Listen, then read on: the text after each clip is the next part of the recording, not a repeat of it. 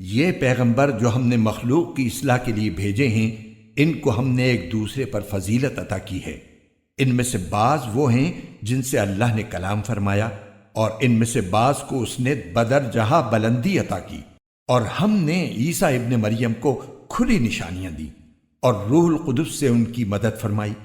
اور اگر اللہ چاہتا تو ان کے بعد والے لوگ اپنے پاس روشن دلائل آ جانے کے بعد آپس میں نہ لڑتے، لیکن انہوں نے خود اختلاف کیا، چنانچہ ان میں سے کچھ وہ تھے جو ایمان لائے اور کچھ وہ جنہوں نے کفر اپنایا۔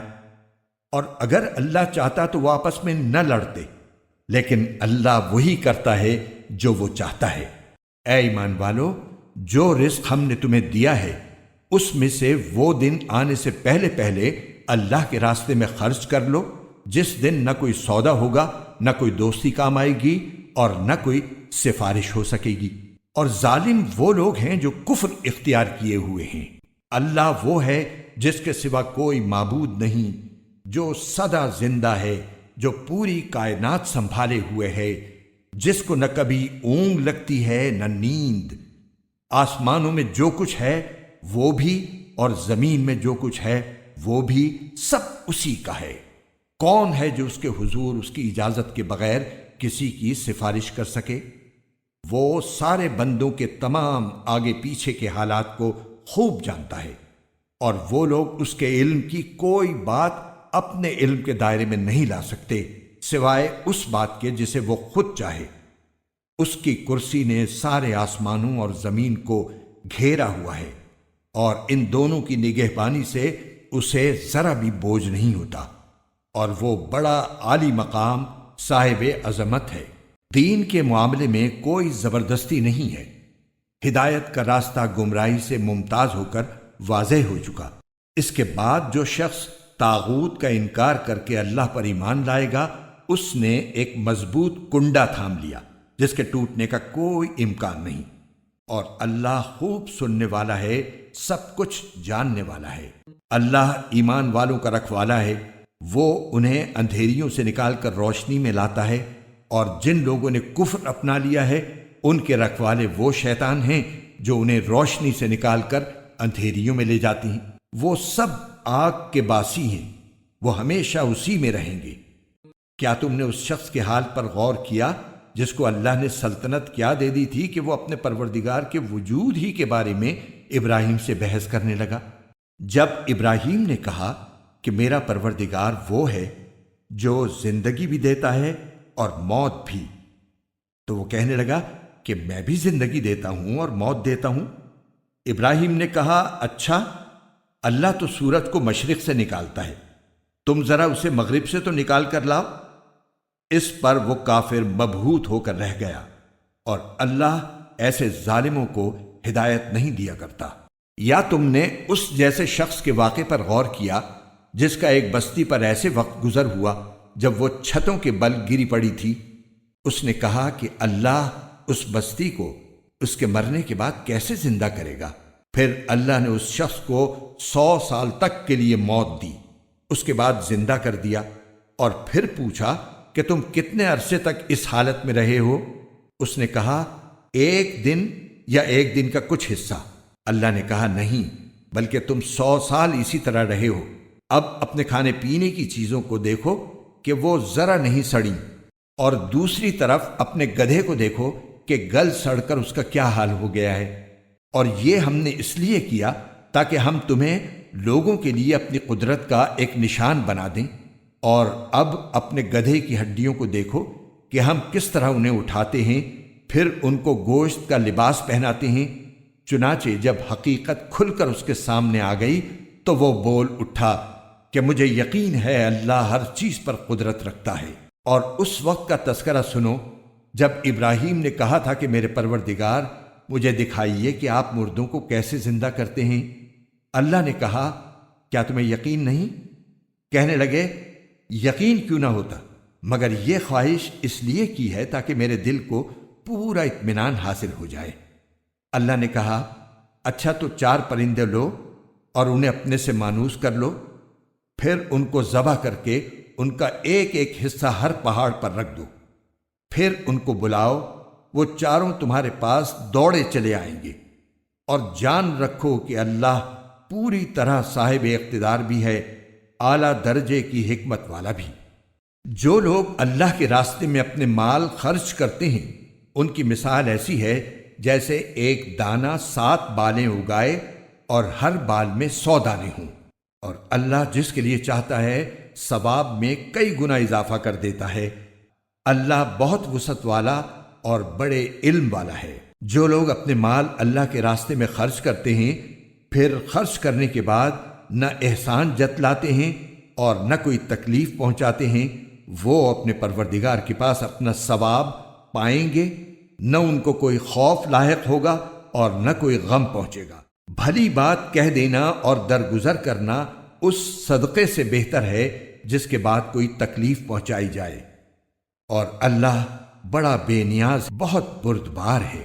اے ایمان والو، اپنے صدقات کو احسان جتلا کر اور تکلیف پہنچا کر اس شخص کی طرح ضائع مت کرو جو اپنا مال لوگوں کو دکھانے کے لیے خرچ کرتا ہے اور اللہ اور یوم آخرت پر ایمان نہیں رکھتا۔ چنانچہ اس کی مثال ایسی ہے جیسے ایک چکنی چٹان پر مٹی جمی ہو، پھر اس پر زور کی بارش پڑے اور اس مٹی کو بہا کر چٹان کو دوبارہ چکنی بنا چھوڑے۔ ایسے لوگوں نے جو کمائی کی ہوتی ہے وہ ذرا بھی ان کے ہاتھ نہیں لگتی، اور اللہ ایسے کافروں کو ہدایت تک نہیں پہنچاتا۔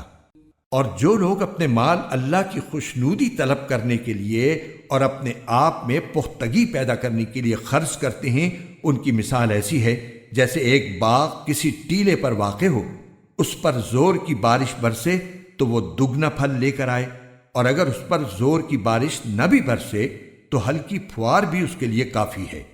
اور تم جو عمل بھی کرتے ہو اللہ اسے خوب اچھی طرح دیکھتا ہے۔ کیا تم میں سے کوئی یہ پسند کرے گا کہ اس کا کھجوروں اور انگوروں کا ایک باغ ہو جس کے نیچے نہریں بہتی ہوں، اور اس کو اس باغ میں اور بھی ہر طرح کے پھل حاصل ہوں، اور بڑھاپے نے اسے آ پکڑا ہو اور اس کے بچے ابھی کمزور ہوں؟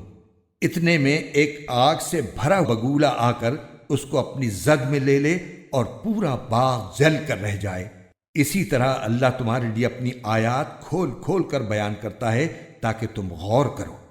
اے ایمان والو، جو کچھ تم نے کمایا ہو اور جو پیداوار ہم نے تمہارے لیے زمین سے نکالی ہو، اس کی اچھی چیزوں کا ایک حصہ اللہ کے راستے میں خرچ کیا کرو، اور یہ نیت نہ رکھو کہ بس ایسی خراب قسم کی چیزیں اللہ کے نام پر دیا کرو گے جو اگر کوئی دوسرا تمہیں دے تو نفرت کے مارے تم اسے آنکھیں میچے بغیر نہ لے سکو۔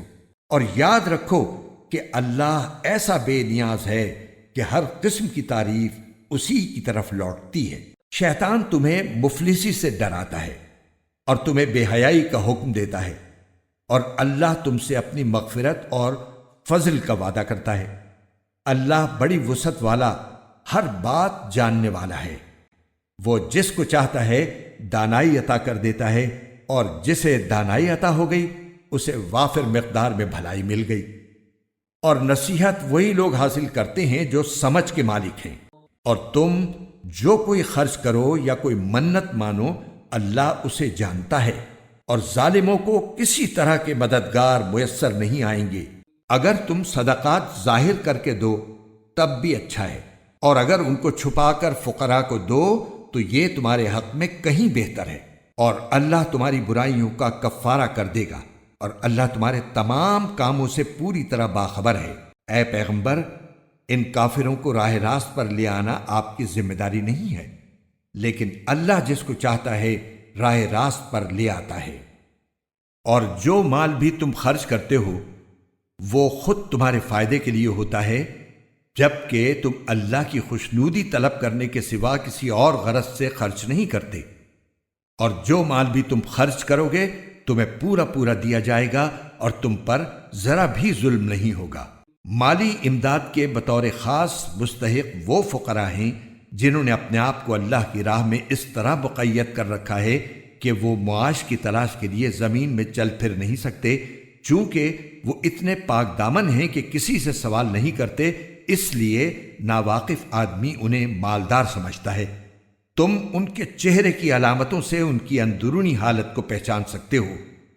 مگر وہ لوگوں سے لگ لپٹ کر سوال نہیں کرتے، اور تم جو مال بھی خرچ کرتے ہو اللہ اسے خوب جانتا ہے۔ جو لوگ اپنے مال دن رات خاموشی سے بھی اور اعلانیہ بھی خرچ کرتے ہیں وہ اپنے پروردگار کے پاس اپنا ثواب پائیں گے، اور نہ انہیں کوئی خوف لاحق ہوگا نہ کوئی غم پہنچے گا۔ جو لوگ سود کھاتے ہیں وہ قیامت میں اٹھیں گے تو اس شخص کی طرح اٹھیں گے جسے شیطان نے چھو کر پاگل بنا دیا ہو۔ یہ اس لیے ہوگا کہ انہوں نے کہا تھا کہ بے بھی تو سود ہی کی طرح ہوتی ہے، حالانکہ اللہ نے بے کو حلال کیا ہے اور سود کو حرام قرار دیا ہے۔ لہذا جس شخص کے پاس اس کے پروردگار کی طرف سے نصیحت آ گئی اور وہ سودی معاملات سے باز آ گیا تو ماضی میں جو کچھ ہوا وہ اسی کا ہے، اور اس کی باطنی کیفیت کا معاملہ اللہ کے حوالے ہے۔ اور جس شخص نے لوٹ کر پھر وہی کام کیا تو ایسے لوگ دوزخی ہیں، وہ ہمیشہ اسی میں رہیں گے۔ اللہ سود کو مٹاتا ہے اور صدقات کو بڑھاتا ہے، اور اللہ ہر اس شخص کو ناپسند کرتا ہے جو ناشکرا گناہگار ہو۔ ہاں، وہ لوگ جو ایمان لائیں، نیک عمل کریں، نماز قائم کریں اور زکوٰۃ ادا کریں، وہ اپنے رب کے پاس اپنے اجر کے مستحق ہوں گے، نہ انہیں کوئی خوف لاحق ہوگا نہ کوئی غم پہنچے گا۔ اے ایمان والو، اللہ سے ڈرو، اور اگر تم واقعی مومن ہو تو سود کا جو حصہ بھی کسی کے ذمے باقی رہ گیا ہو اسے چھوڑ دو۔ پھر بھی اگر تم ایسا نہ کرو گے تو اللہ اور اس کے رسول کی طرف سے اعلان جنگ سن لو، اور اگر تم سود سے توبہ کرو تو تمہارا اصل سرمایہ تمہارا حق ہے، نہ تم کسی پر ظلم کرو نہ تم پر ظلم کیا جائے۔ اور اگر کوئی تنگ دست قرض دار ہو تو اس کا ہاتھ کھلنے تک مہلت دینی ہے، اور صدقہ ہی کر دو تو یہ تمہارے حق میں کہیں زیادہ بہتر ہے، بشرطے کہ تم کو سمجھ ہو۔ اور ڈرو اس دن سے جب تم سب اللہ کے پاس لوٹ کر جاؤ گے، پھر ہر شخص کو جو کچھ اس نے کمایا ہے پورا پورا دیا جائے گا، اور ان پر کوئی ظلم نہیں ہوگا۔ اے ایمان والو، جب تم کسی معین میعاد کے لیے ادھار کا کوئی معاملہ کرو تو اسے لکھ لیا کرو، اور تم میں سے جو شخص لکھنا جانتا ہو انصاف کے ساتھ تحریر لکھے، اور جو شخص لکھنا جانتا ہو لکھنے سے انکار نہ کرے۔ جب اللہ نے اسے یہ علم دیا ہے تو اسے لکھنا چاہیے، اور تحریر وہ شخص لکھوائے جس کے ذمے حق واجب ہو رہا ہو، اور اسے چاہیے کہ وہ اللہ سے ڈرے جو اس کا پروردگار ہے، اور اس حق میں کوئی کمی نہ کرے۔ ہاں، اگر وہ شخص جس کے ذمے حق واجب ہو رہا ہے ناسمجھ یا کمزور ہو یا کسی اور وجہ سے تحریر نہ لکھوا سکتا ہو تو اس کا سرپرست انصاف کے ساتھ لکھوائے، اور اپنے میں سے 2 مردوں کو گواہ بنا لو۔ ہاں، اگر 2 مرد موجود نہ ہوں تو 1 مرد اور 2 عورتیں ان گواہوں میں سے ہو جائیں جنہیں تم پسند کرتے ہو، تاکہ اگر ان 2 عورتوں میں سے ایک بھول جائے تو دوسری اسے یاد دلا دے۔ اور جب گواہوں کو گواہی دینے کے لیے بلایا جائے تو وہ انکار نہ کریں، اور جو معاملہ اپنی میعاد سے وابستہ ہو چاہے وہ چھوٹا ہو یا بڑا اسے لکھنے سے اکتاؤ نہیں۔ یہ بات اللہ کے نزدیک زیادہ قرین انصاف اور گواہی کو درست رکھنے کا بہتر ذریعہ ہے، اور اس بات کی قریبی ضمانت ہے کہ تم آئندہ شک میں نہیں پڑو گے۔ ہاں، اگر تمہارے درمیان کوئی نقد لین دین کا سودا ہو تو اس کو نہ لکھنے میں تمہارے لیے کچھ حرج نہیں ہے، اور جب خرید و فروخت کرو تو گواہ بنا لیا کرو، اور نہ لکھنے والے کو کوئی تکلیف پہنچائی جائے نہ گواہ کو، اور اگر ایسا کرو گے تو یہ تمہاری طرف سے نافرمانی ہوگی۔ اور اللہ کا خوف دل میں رکھو، اللہ تمہیں تعلیم دیتا ہے اور اللہ ہر چیز کا علم رکھتا ہے۔ اور اگر تم سفر پر ہو اور تمہیں کوئی لکھنے والا نہ ملے تو ادائیگی کی ضمانت کے طور پر رہن قبضے میں رکھ لیے جائیں۔ ہاں، اگر تم ایک دوسرے پر بھروسہ کرو تو جس پر بھروسہ کیا گیا ہے وہ اپنی امانت ٹھیک ٹھیک ادا کرے، اور اللہ سے ڈرے جو اس کا پروردگار ہے۔ اور گواہی کو نہ چھپاؤ، اور جو گواہی کو چھپائے وہ گناہگار دل کا حامل ہے، اور جو عمل بھی تم کرتے ہو اللہ اس سے خوب واقف ہے۔ جو کچھ آسمانوں میں ہے اور جو کچھ زمین میں ہے سب اللہ ہی کا ہے، اور جو باتیں تمہارے دلوں میں ہیں خواہ تم ان کو ظاہر کرو یا چھپاؤ، اللہ تم سے ان کا حساب لے گا۔ پھر جس کو چاہے گا معاف کر دے گا اور جس کو چاہے گا سزا دے گا، اور اللہ ہر چیز پر قدرت رکھتا ہے۔ یہ رسول یعنی حضرت محمد صلی اللہ علیہ وسلم اس چیز پر ایمان لائے ہیں جو ان کی طرف ان کے رب کی طرف سے نازل کی گئی ہے، اور ان کے ساتھ تمام مسلمان بھی۔ یہ سب اللہ پر، اس کے فرشتوں پر، اس کے کتابوں پر اور اس کے رسولوں پر ایمان لائے ہیں۔ وہ کہتے ہیں کہ ہم اس کے رسولوں کے درمیان کوئی تفریق نہیں کرتے کہ کسی پر ایمان لائیں کسی پر نہ لائیں، اور وہ یہ کہتے ہیں کہ ہم نے اللہ اور رسول کے احکام کو توجہ سے سن لیا ہے اور ہم خوشی سے ان کی تعمیل کرتے ہیں۔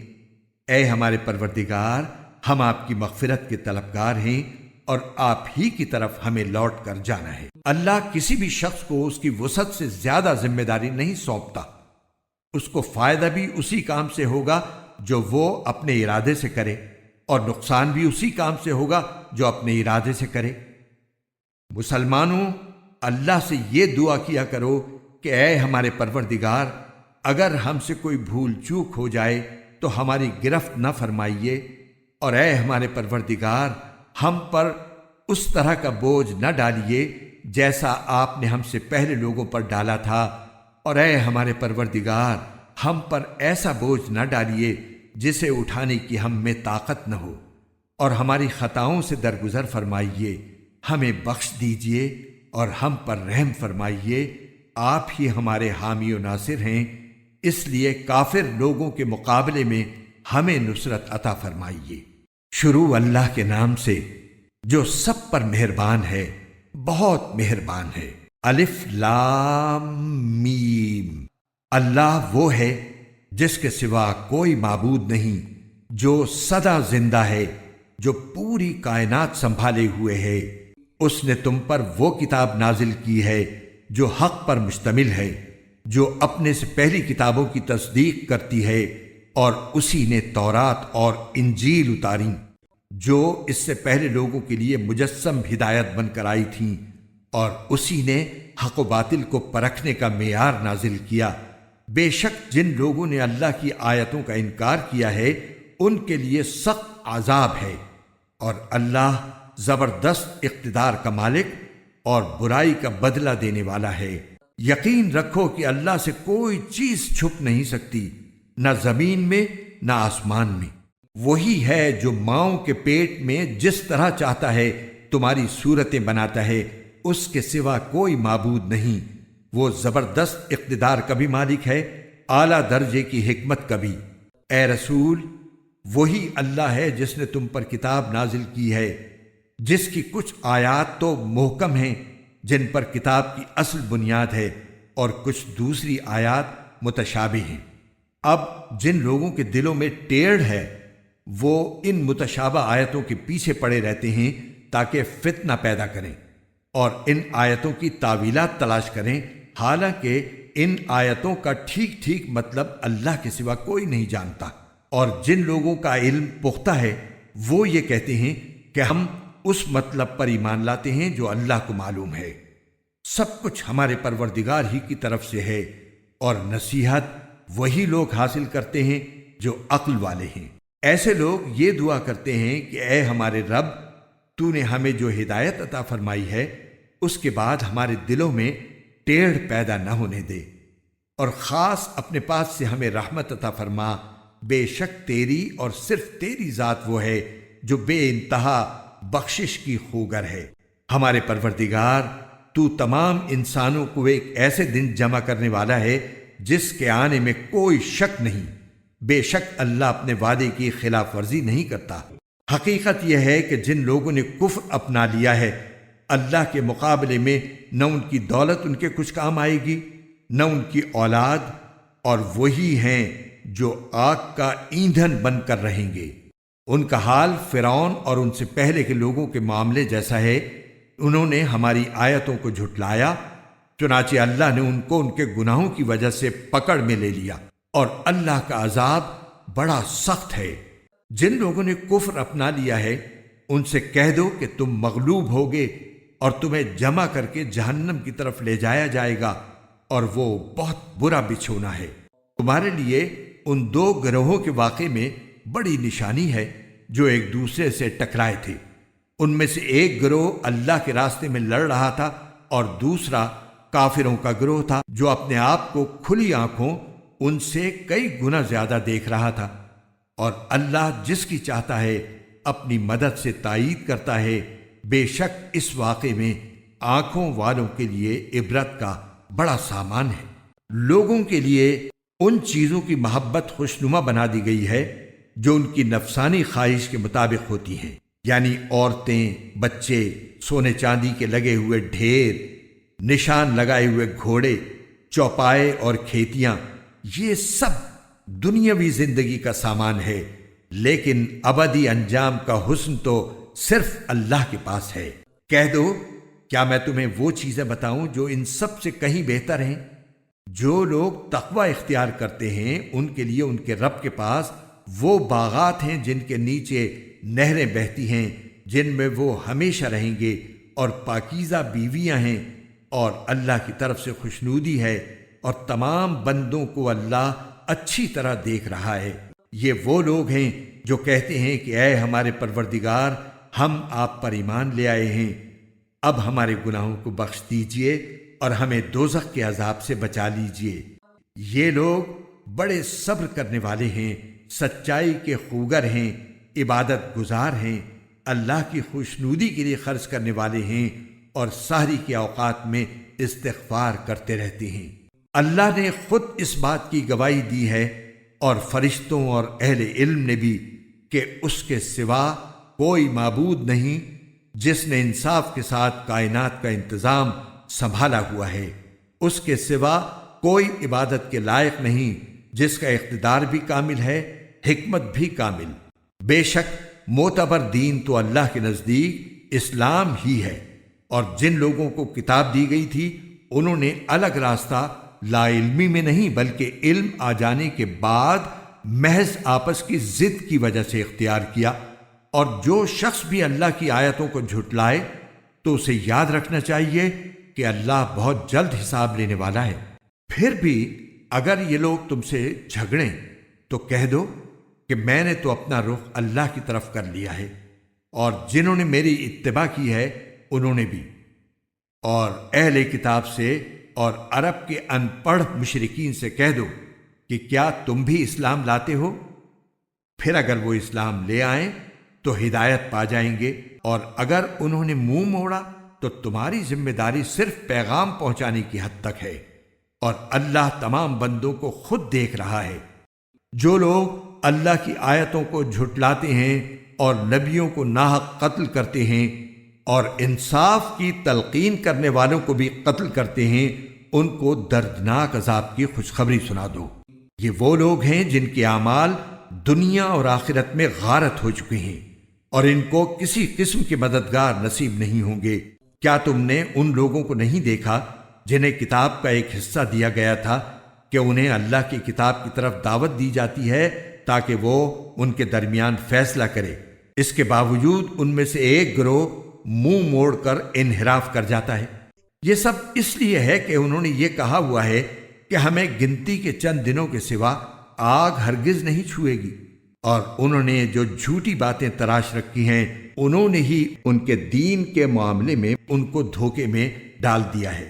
بھلا اس وقت ان کا کیا حال ہوگا جب ہم انہیں ایک ایسے دن کا سامنا کرنے کے لیے جمع کر لائیں گے جس کے آنے میں ذرا بھی شک نہیں ہے، اور ہر شخص نے جو کچھ کمائی کی ہوگی وہ اس کو پوری پوری دے دی جائے گی، اور کسی پر کوئی ظلم نہیں ہوگا۔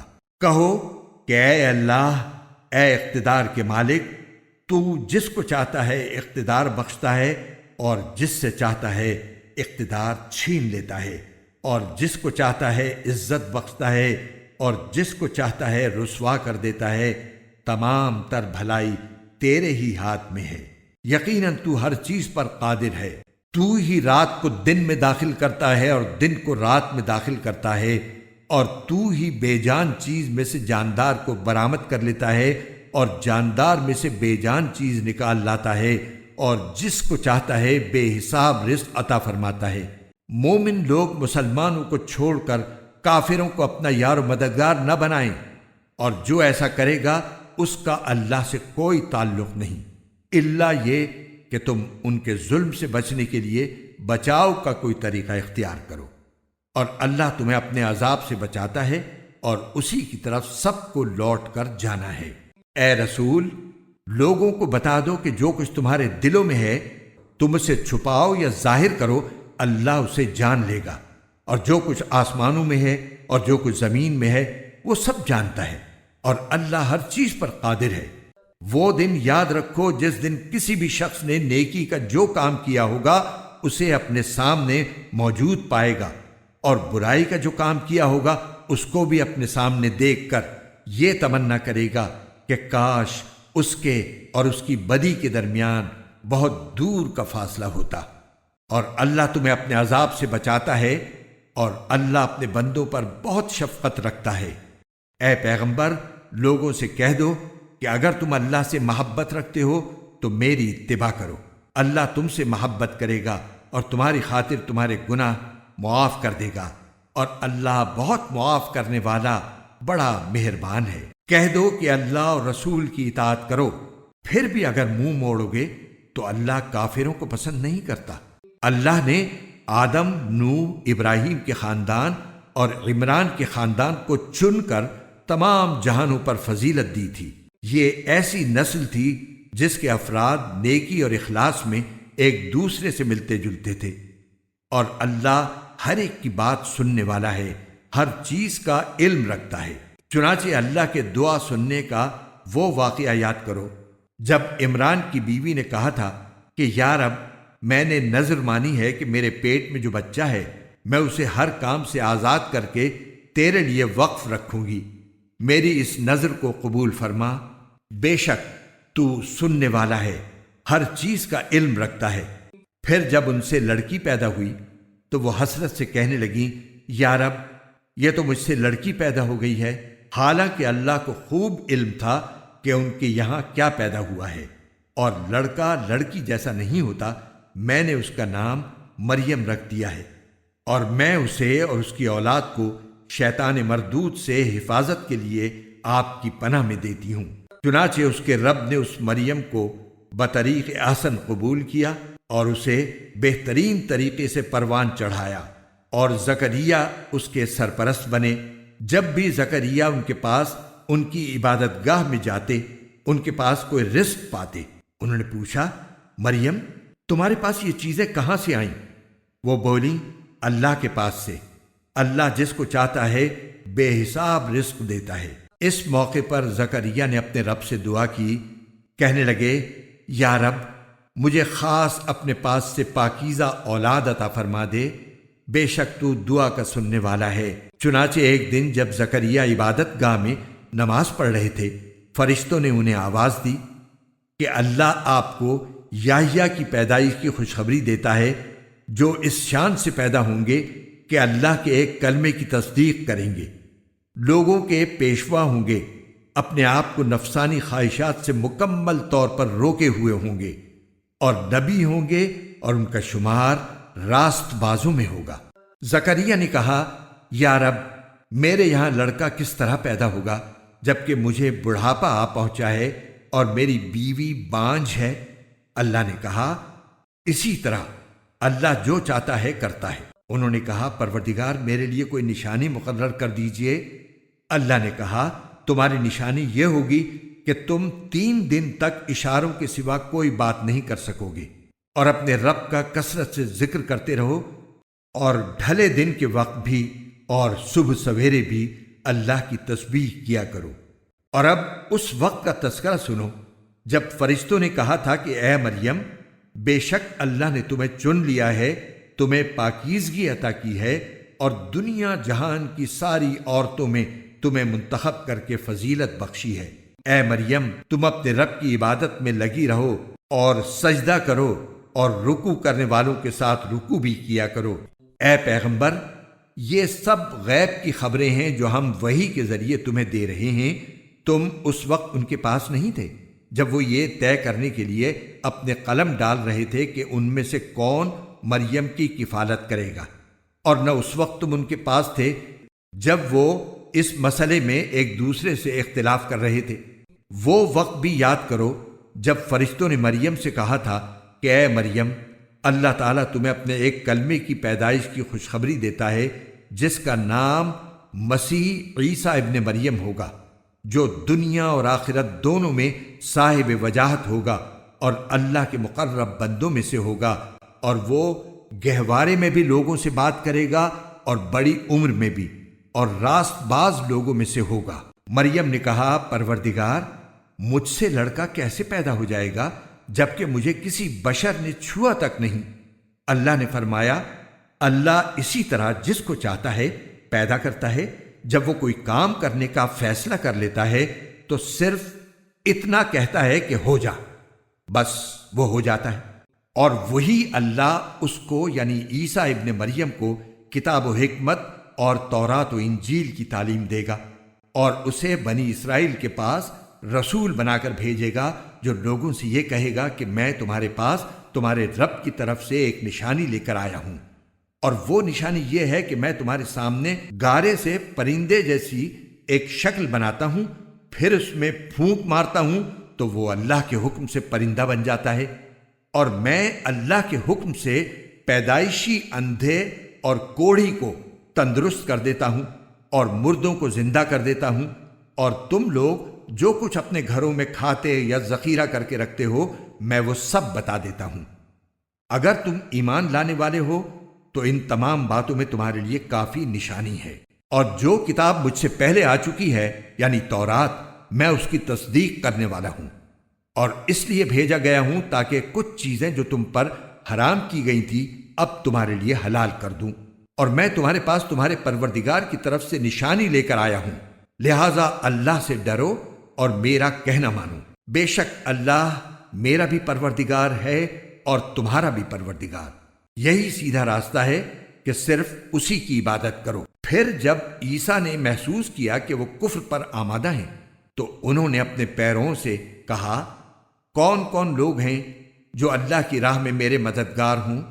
حواریوں نے کہا کہ ہم اللہ کے دین کے مددگار ہیں، ہم اللہ پر ایمان لا چکے ہیں اور آپ گواہ رہیے کہ ہم فرما بردار ہیں۔ اے ہمارے رب، آپ نے جو کچھ نازل کیا ہے ہم اس پر ایمان لائے ہیں اور ہم نے رسول کی اتباع کی ہے، لہٰذا ہمیں ان لوگوں میں لکھ لیجئے جو حق کی گواہی دینے والے ہیں۔ اور ان کافروں نے عیسیٰ علیہ السلام کے خلاف خفیہ تدبیر کی اور اللہ نے بھی خفیہ تدبیر کی، اور اللہ سب سے بہتر تدبیر کرنے والا ہے۔ اس کی تدبیر اس وقت سامنے آئی جب اللہ نے کہا تھا کہ اے عیسیٰ، میں تمہیں صحیح سالم واپس لے لوں گا اور تمہیں اپنی طرف اٹھا لوں گا، اور جن لوگوں نے کفر اپنا لیا ہے ان کی ایذا سے تمہیں پاک کر دوں گا، اور جن لوگوں نے تمہاری اتباع کی ہے ان کو قیامت کے دن تک ان لوگوں پر غالب رکھوں گا جنہوں نے تمہارا انکار کیا ہے۔ پھر تم سب کو میرے پاس لوٹ کر آنا ہے، اس وقت میں تمہارے درمیان ان باتوں کا فیصلہ کروں گا جن میں تم اختلاف کرتے تھے۔ چنانچہ جو لوگ ایسے ہیں کہ انہوں نے کفر اپنا لیا ہے ان کو تو میں دنیا اور آخرت میں سخت عذاب دوں گا، اور ان کو کسی طرح کے مددگار میسر نہیں آئیں گے۔ البتہ جو لوگ ایمان لائے ہیں اور انہوں نے نیک عمل کیے ہیں ان کو اللہ ان کا پورا پورا ثواب دے گا، اور اللہ ظالموں کو پسند نہیں کرتا۔ اے پیغمبر، یہ وہ آیتیں اور حکمت بھرا ذکر ہے جو ہم تمہیں پڑھ کر سنا رہے ہیں۔ اللہ کے نزدیک عیسیٰ کی مثال آدم جیسی ہے۔ اللہ نے انہیں مٹی سے پیدا کیا، پھر ان سے کہا ہو جاؤ، بس وہ ہو گئے۔ حق وہی ہے جو تمہارے رب کی طرف سے آیا ہے، لہٰذا شک کرنے والوں میں شامل نہ ہو جانا۔ تمہارے پاس حضرت عیسیٰ علیہ السلام کے واقعے کا جو صحیح علم آ گیا ہے، اس کے بعد بھی جو لوگ اس معاملے میں تم سے بحث کریں تو ان سے کہہ دو کہ آؤ ہم اپنے بیٹوں کو بلائیں اور تم اپنے بیٹوں کو، اور ہم اپنی عورتوں کو اور تم اپنی عورتوں کو، اور ہم اپنے لوگوں کو اور تم اپنے لوگوں کو، پھر ہم سب مل کر اللہ کے سامنے گڑ گڑائیں، اور جو جھوٹے ہوں ان پر اللہ کی لعنت بھیجیں۔ یقین جانو کہ واقعات کا سچا بیان یہی ہے، اور اللہ کے سوا کوئی معبود نہیں ہے، اور یقیناً اللہ ہی ہے جو اقتدار کا بھی مالک ہے، حکمت کا بھی مالک۔ پھر بھی اگر یہ لوگ منہ موڑیں تو اللہ مفسدوں کو اچھی طرح جانتا ہے۔ مسلمانوں، یہود و نصارہ سے کہہ دو کہ اے اہل کتاب، ایک ایسی بات کی طرف آ جاؤ جو ہم تم میں مشترک ہو، اور وہ یہ کہ ہم اللہ کے سوا کسی کی عبادت نہ کریں اور اس کے ساتھ کسی کو شریک نہ ٹھہرائیں، اور اللہ کو چھوڑ کر ہم ایک دوسرے کو رب نہ بنائیں۔ پھر بھی اگر وہ منہ موڑیں تو کہہ دو، گواہ رہنا کہ ہم مسلمان ہیں۔ اے اہل کتاب، تم ابراہیم کے بارے میں کیوں بحث کرتے ہو، حالانکہ تورات اور انجیل ان کے بعد ہی تو نازل ہوئی تھی؟ کیا تمہیں اتنی بھی سمجھ نہیں ہے؟ دیکھو، یہ تم ہی تو ہو جنہوں نے ان معاملات میں اپنی سی بحث کر لی ہے جن کا تمہیں کچھ نہ کچھ علم تھا۔ اب ان معاملات میں کیوں بحث کرتے ہو جن کا تمہیں سرے سے کوئی علم ہی نہیں ہے؟ اللہ جانتا ہے اور تم نہیں جانتے۔ ابراہیم نہ یہودی تھے نہ نصرانی، بلکہ وہ تو سیدھے سادے مسلمان تھے، اور شرک کرنے والوں میں کبھی شامل نہیں ہوئے۔ ابراہیم کے ساتھ تعلق کے سب سے زیادہ حقدار وہ لوگ ہیں جنہوں نے ان کی پیروی کی، نیز یہ نبی آخر الزماں صلی اللہ علیہ وسلم اور وہ لوگ ہیں جو ان پر ایمان لائے ہیں، اور اللہ مومنوں کا کارساز ہے۔ مسلمانوں، اہل کتاب کا ایک گروہ یہ چاہتا ہے کہ تم لوگوں کو گمراہ کر دے، حالانکہ وہ اپنے سوا کسی اور کو گمراہ نہیں کر رہے ہیں، اگرچہ انہیں اس کا احساس نہیں ہے۔ اے اہل کتاب، اللہ کی آیتوں کا کیوں انکار کرتے ہو حالانکہ تم خود ان کے من جانب اللہ ہونے کے گواہ ہو؟ اے اہل کتاب، تم حق کو باطل کے ساتھ کیوں گڑبڑ کرتے ہو اور کیوں جان بوجھ کر حق بات کو چھپاتے ہو؟ اہل کتاب کے ایک گروہ نے ایک دوسرے سے کہا ہے کہ جو کلام مسلمانوں پر نازل کیا گیا ہے اس پر دن کے شروع میں تو ایمان لے آؤ اور دن کے آخری حصے میں اس سے انکار کر دینا، شاید اس طرح مسلمان بھی اپنے دین سے پھر جائیں، مگر دل سے ان لوگوں کے سوا کسی کی نہ ماننا جو تمہارے دین کے متبع ہیں۔ آپ ان سے کہہ دیجئے کہ ہدایت تو وہی ہدایت ہے جو اللہ کی دی ہوئی ہو۔ یہ ساری باتیں تم اس ضد میں کر رہے ہو کہ کسی کو اس جیسی چیز یعنی نبوت اور آسمانی کتاب کیوں مل گئی جیسی کبھی تمہیں دی گئی تھی، یا یہ مسلمان تمہارے رب کے آگے تم پر غالب کیوں آ گئے؟ آپ کہہ دیجئے کہ فضیلت تمام تر اللہ کے ہاتھ میں ہے، وہ جس کو چاہتا ہے دے دیتا ہے، اور اللہ بڑی وسعت والا ہے، ہر چیز کا علم رکھتا ہے۔ وہ اپنی رحمت کے لیے جس کو چاہتا ہے خاص طور پر منتخب کر لیتا ہے، اور اللہ فضل عظیم کا مالک ہے۔ اہل کتاب میں سے کچھ لوگ تو ایسے ہیں کہ اگر تم ان کے پاس دولت کا ایک ڈھیر بھی امانت کے طور پر رکھوا دو تو وہ تمہیں واپس کر دیں گے، اور انہی میں سے کچھ ایسی ہیں کہ اگر ایک دینار کی امانت بھی ان کے پاس رکھواؤ تو وہ تمہیں واپس نہیں دیں گے، الا یہ کہ تم ان کے سر پر کھڑے رہو۔ ان کا یہ طرز عمل اس لیے ہے کہ انہوں نے یہ کہہ رکھا ہے کہ امیوں یعنی غیر یہودی عربوں کے ساتھ معاملہ کرنے میں ہماری کوئی پکڑ نہیں ہوگی، اور اس طرح وہ اللہ پر جان بوجھ کر جھوٹ باندھتے ہیں۔ بھلا پکڑ کیوں نہیں ہوگی؟ قاعدہ یہ ہے کہ جو اپنے عہد کو پورا کرے گا اور گناہ سے بچے گا تو اللہ ایسے پرہیزگاروں سے محبت کرتا ہے۔ اس کے برخلاف جو لوگ اللہ سے کیے ہوئے عہد اور اپنی کھائی ہوئی قسموں کا سودا کر کے تھوڑی سی قیمت حاصل کر لیتے ہیں، ان کا آخرت میں کوئی حصہ نہیں ہوگا، اور قیامت کے دن نہ اللہ ان سے بات کرے گا، نہ انہیں رعایت کی نظر سے دیکھے گا، نہ انہیں پاک کرے گا، اور ان کا حصہ تو بس عذاب ہوگا، انتہائی دردناک۔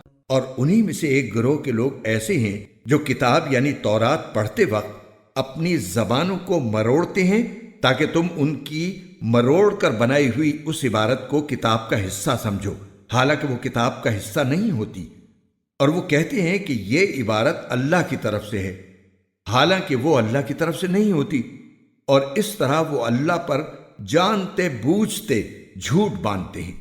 یہ کسی بشر کا کام نہیں کہ اللہ تو اسے کتاب اور حکمت اور نبوت عطا کرے اور وہ اس کے باوجود لوگوں سے کہے کہ اللہ کو چھوڑ کر میرے بندے بن جاؤ۔